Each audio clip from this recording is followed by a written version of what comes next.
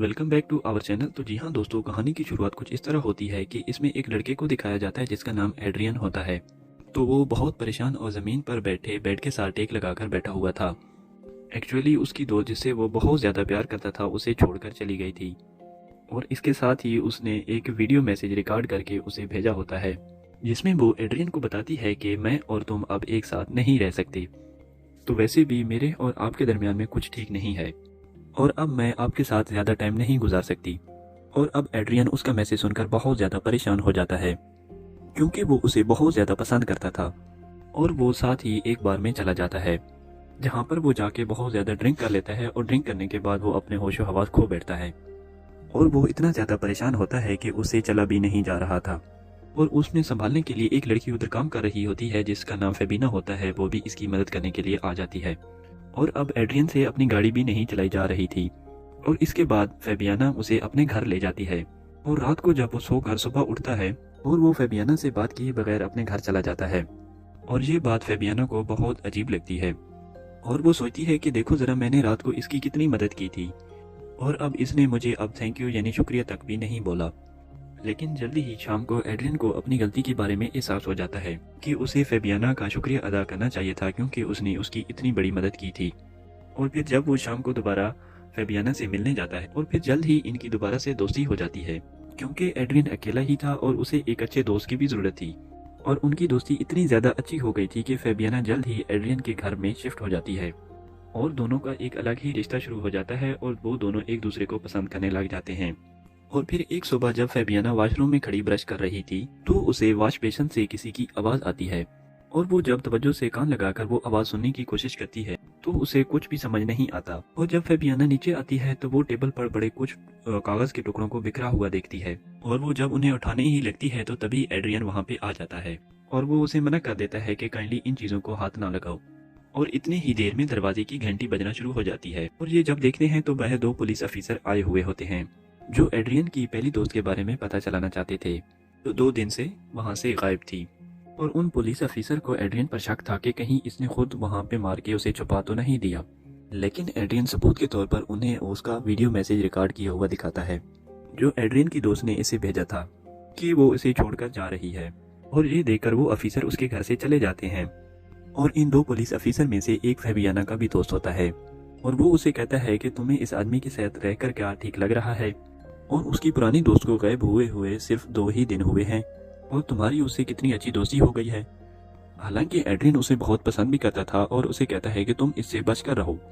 और फेबियाना भी ये सब बातें सुनकर कुछ सोचने लग गई थी, मगर एक तरफ उसके दिल में ये लालच भी होती है कि वो भी एड्रियन की तरह एक अमीर, खूबसूरत और हैंडसम लगना चाहती थी, कि जिसके साथ वो रहे और सारी जिंदगी गुजारे।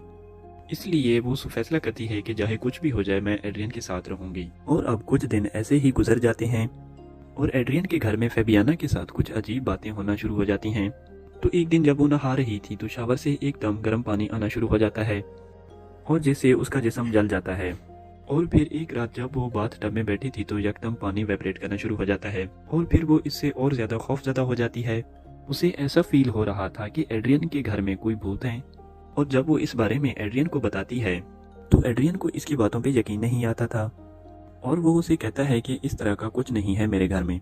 और फिर इसी तरह फेबियाना को घर से एक चेन में चाबी मिलती है, जिसको उसने अपने गले में पहन लिया था, और वो उसे एक लॉकेट के तौर पर पहना हुआ था, और उसे ये बहुत अच्छा लग रहा था। और फिर अचानक से घर की लाइट बंद हो जाती है, और फेबियाना नीचे से घर की आहट को महसूस करती है। तभी कोई उस पर आकर हमला कर देता है, और थोड़ी देर बाद एड्रियन भी आ गया था, और वो फेबियाना को उठाकर बैठाता है और उसे पानी देता है।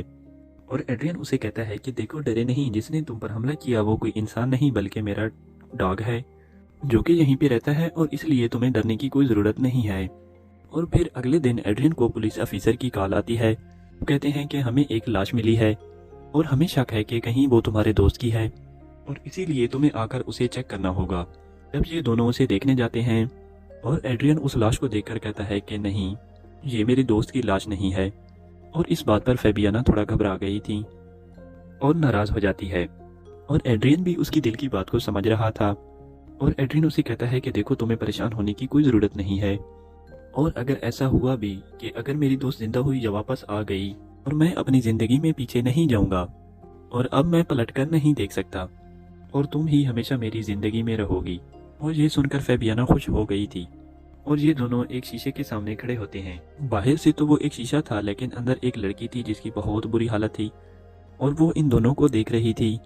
वो कोई और नहीं बल्कि एड्रियन की दोस्त थी, जिसको वो पसंद करता था और वो कई दिन से गायब थी, और जिसने एड्रियन को वीडियो मैसेज भी भेजा था कि हमारे दरमियान कुछ भी ठीक नहीं है और इसीलिए मैं तुम्हें छोड़कर जा रही हूँ।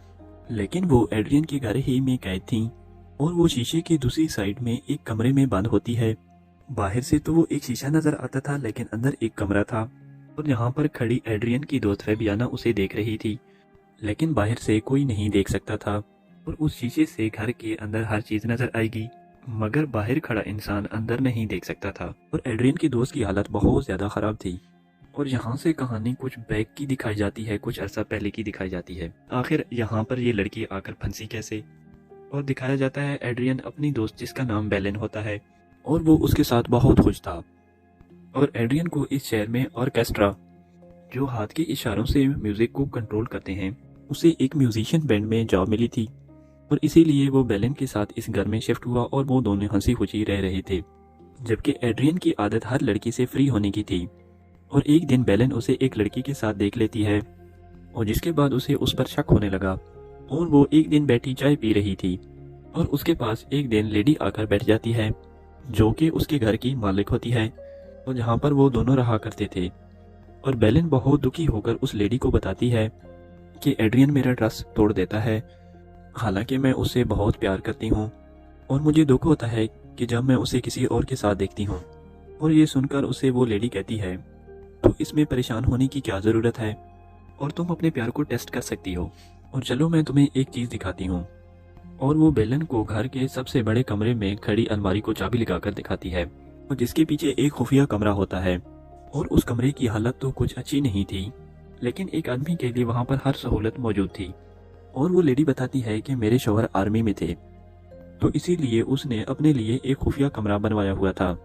तो आप अगर एड्रियन के प्यार को टेस्ट करना चाहती हो तो तुम उससे अपना रिश्ता खत्म करके इस कमरे में 2 से 3 दिन तक रह सकती हो और इससे तुम्हें पता भी चल जाएगा कि वो तुमसे प्यार करता भी है कि नहीं, कि उसे तुम्हें कितनी परवाह है। और ये बेलन को आइडिया बहुत अच्छा लगता है और वो अपने सारे सामान को पैक करके एड्रियन के लिए एक वीडियो मैसेज रिकॉर्ड करती है कि मैं तुम्हें छोड़कर जा रही हूँ, और आकर इस कमरे में खुद को बंद कर लेती है। मगर कुछ ही देर बाद बेलन को याद आता है कि जिस चाबी से ये दरवाज़ा खुलता है वो तो बाहर ही रह गई है और अब बेलन बहुत ज़्यादा परेशान हो गई थी और वो जल्दी से एड्रियन को फ़ोन करके बताना चाहती है, मगर फ़ोन में सिग्नल भी नहीं थे। लेकिन अंदर से खड़ी बेलन तो सब कुछ देख पा रही थी और वो एड्रियन को बहुत आवाज़ें भी देती है, लेकिन ना तो उसकी आवाज़ बैठ जाती है और ना ही एड्रियन उसे देख पा रहा था और बाहर खड़े हुए इंसान को सिर्फ शीशा ही नज़र आता है। और अब बेलन अंदर पूरी तरह फंस चुकी थी और एड्रियन जो बाहर बैठा हुआ था उसे याद करके रो रहा था। और ये वही सीन था जो हमने कहानी के शुरू में देखा था। मगर एक दिन के बाद एड्रियन को फेब्रियाना मिल गई थी और ये सीन देखकर एड्रियाना तो बहुत ज़्यादा दुखी हो जाती है और वो ये सोचती है कि एड्रियन तो मुझसे बहुत ज़्यादा प्यार करता था और वो मुझे ऐसे कैसे धोखा दे सकता है, और मुझे तो लगता है कि मेरे गायब होने के बाद वो मेरी बहुत ज़्यादा केयर करेगा। मगर ऐसा तो कुछ भी नहीं हुआ और एड्रियन की दोस्त बेलन जहाँ पर इस तरह कैद हो गई थी, जो कि अब तक ऐसे ही रह रही है, वो उठकर वॉशरूम में ब्रश करने जाती है, जिसे फिर से वॉश बेसिन के सुराख से उसे आवाज़ें आ रही थी। और यहाँ पर हमें पता चलता है कि वो आवाज़ें किसी और की नहीं बल्कि बेलन की ही थीं, जो अक्सर ऐसे ही बोलकर फेबियाना को परेशान करती थी। क्योंकि एड्रियन की जगह पे वो फेबियाना आ गई थी तो वो उसे ऐसे ही तंग करने के लिए कभी वॉशरूम के पानी को ठंडा और कभी गर्म कर देती थी। और इन सब बातों से फेबियाना बहुत ज़्यादा तंग आ गई थी और वो एड्रियन को बताती है कि तुम्हारे घर में कोई भूत है, कि तुम मेरी बात को क्यों नहीं समझ पा रही हैं। और वो वॉश बेसिन में पानी भरकर कहती हैं कि बताओ तुम कौन हो, क्या तुम घोस्ट हो। और दूसरा सवाल वो करती है कि क्या तुम कोई इंसान हो। और पानी फिर से वाइब्रेट होना शुरू हो जाता है और हम देखते हैं कि उसी खुफिया कमरे में बेलन पानी के पैप को जोर जोर से मार रही होती है और जिसकी वजह से पानी वाइब्रेट कर रहा था। और अब फेबियाना को इस बात का अंदाजा हो गया था कि इस घर में कोई इंसान है जो मुसीबत में फंसा हुआ है, जो उसे देख सकता है। जब वो कमरे में जाती है तो एड्रियन का डॉग था जो शीशे को खोलने की कोशिश कर रहा था, क्योंकि एक वही डॉग था जो जानता था कि बेलन इस शीशे के पीछे फंसी हुई है। और उसे ये देखकर सब पता चल गया था कि एड्रियन की दोस्त इस शीशे के पीछे फंसी हुई है और उसे मदद की ज़रूरत है। और इसके बाद जब वो कमरे में अलमारी चेक करती है तो उसे एक लॉक मिल जाता है जो एक चाबी से खुल सकता था, और उसी चाबी से जिसने वो लॉकेट समझकर अपने गले में पहनी हुई थी। और जब वो उस चाबी को लॉक में लगाने लगती है तो तभी रुक जाती है। और इसके दिल में लालच ने इसे रोक लिया था, क्योंकि वो इस बात को जानती थी कि एड्रियन जैसा अमीर लड़का कि अपने प्यार के दोबारा आने से वो मुझसे दूर हो जाएगा है, तो वो अपना कमरा बदला हुआ देखकर काफ़ी हैरान हो जाता है और कुछ परेशान भी नज़र आ रहा था। और उसे फेबियाना को देखकर ये लगता है कि वो अपनी दोस्त की वजह से परेशान है। और अगली सुबह फेबियाना का पुलिस ऑफिसर दोस्त घर आता है और जिसने उसे पहले ही बताया था कि एड्रियन एक अच्छा इंसान नहीं है। और वो फेबियाना को लाकर एड्रियन की दोस्त के साथ उसकी तस्वीरें भी दिखाता है, जिसे देखकर अब फेबियाना भी समझ गई थी कि एड्रियन एक अच्छा इंसान नहीं है। और वो फिर दोबारा से वॉश बेसन में जाकर पानी भरकर दोबारा से सवाल करती है कि तुम कौन हो, मगर अब कोई जवाब नहीं आता। और फेबियाना डर गई थी कि कहीं एड्रियन की दोस्त मर तो नहीं गई, क्योंकि उसे गायब हुए तकरीबन 2 हफ्ते हो गए थे। और आहिस्ता आहिस्ता वो दरवाजे की तरफ बढ़ती है और चाबी लगाकर उस दरवाजे को खोलने की कोशिश करती है। जब वो दरवाजा खोलती है तो देखती है अंदर दरवाजे की बहुत बुरी हालत हो जाती है और थोड़ा सा आगे जाकर बेलन इसे बेहोश मिलती है। और जब ये उसके पास जाकर उसे जगाने की कोशिश करती है और बेलन जाकर फेबियाना के सर में कुछ दे मारती है और वो वहीं पर बेहोश हो गई थी और उसे वहीं छोड़कर बाहर आ जाती है। और अब बेलन के पास उस दरवाजे की चाबी भी थी और वो बाहर आ चुकी थी, जैसे पहले ही बेलन कैद थी। और अब फेबियाना उस कमरे में कैद हो चुकी थी। और अब बेलन अपने और एड्रियन की तस्वीर को उस शीशे के ऊपर चिपका देती है और साथ ही उसने उस दरवाजे की चाबी को शीशे के सामने रख दिया था। जब एड्रियन घर आता है तो उसका डॉग उसे चाबी देता है और एड्रियन शीशे पर चिपकी हुई तस्वीर को भी देखता है। और फेबियाना अब उस शीशे के पीछे कैद थी जहाँ पर पहले बेलन थी, मगर फेबियाना की लालच ने उसे फंसवा दिया कि उस इंसान के पीछे जिसने उसकी कभी कदर ही नहीं की। एड्रियन जो कि अब परेशान था कि फेबियाना भी गायब है और पुलिस दोबारा से उस पर शक करेगी और इस बार शायद उसे वो पकड़ कर भी ले जाए। और क्या एड्रियन को पता चल पाएगा कि फेबियाना उसे शीशे के पीछे कैद है। और इसी सस्पेंस को दिखाते हुए यहाँ पर मूवी का एंड होता है। अगर आपको हमारी वीडियो अच्छी लगी हो तो चैनल को सब्सक्राइब करना ना भूलेगा।